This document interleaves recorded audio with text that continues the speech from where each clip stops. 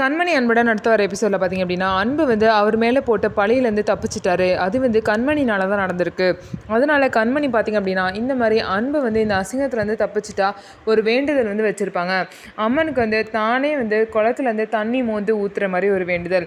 அந்த வேண்டுதலை வந்து நிறைவேற்றிட்டுருப்பாங்க. அப்போதைக்கு பார்த்திங்கன்னா வேணுனே அன்போட அண்ணி வந்து அவங்க காலில் முள் குத்திக்கணும் அப்படின்னு சொல்லிட்டு இலைக்கு கீழே முள்ளை போட்டு வச்சுருவாங்க. அதனால் கண்மணியும் பார்த்திங்க அப்படின்னா காலில் குத்திப்பாங்க. உடனே வந்து அவங்க காலில் வந்து அன்பு வந்து கட்டு போடுவார். இந்த வேண்டுதல் இன்னொரு நாள் பண்ணிக்கலாம் அப்படின்னு சொல்லுவாங்க. இல்லை இன்றைக்கே பண்ணி ஆகணும்னு சொல்லிட்டு கண்மணி வந்து ரொம்பவே பிடிவாதமாக இருப்பாங்க. அதுவும் வந்து அவங்களே தான் தண்ணி ஊற்றணும், வேறு யாரும் ஊற்றக்கூடாதுன்னு சொல்லிட்டு பிடிவாதமாக இருப்பாங்க. உடனே பார்த்திங்க அப்படின்னா அன்பு வந்து இதுக்கு என்ன தான் தீர்வு என்ன பண்ணுறதுன்னு யோசிச்சுக்கிட்டே இருப்பார். உடனே அன்புக்கு வந்து ஒரு ஐடியா தோணும். தண்ணி வந்து நீ ஊற்றணும் அவ்வளோதானே, மற்றபடி நீ நடந்து ஊற்றணும் அப்படின்னா இல்லைல்ல, நான் வந்து ஒன்று தூக்கிக்கிறேன்னு சொல்லிட்டு கண்மணியை பார்த்திங்க அப்படின்னா அன்பு வந்து தூக்கிப்பார். அவங்களும் குடத்துலேருந்து தண்ணியை எடுத்து ஊற்றி அவங்களோட வேண்டுதலையும் முடிச்சிருவாங்க. இதனால் அவங்க 2 பேருக்குள்ள கெமிஸ்ட்ரி வந்து நல்லாவே ஒர்க் அவுட் ஆகும். இதை பார்த்து பார்த்திங்கன்னா அவங்க அண்ணிலேருந்து வீட்டில் உள்ள எல்லாருமே ரொம்ப வந்து வயிற்றுச்சல் படுறாங்க. இந்த மாதிரி தான் அடுத்த வர எபிசோடில் நடக்க போகுது. நம்ம வீடியோ உங்களுக்கு பிடிச்சிருந்தா நம்ம வீடியோ லைக் பண்ணிக்கோங்க. மறக்காமல் நம்மளோட சேனலை சப்ஸ்கிரைப் பண்ணிவிட்டு பாருங்கள்.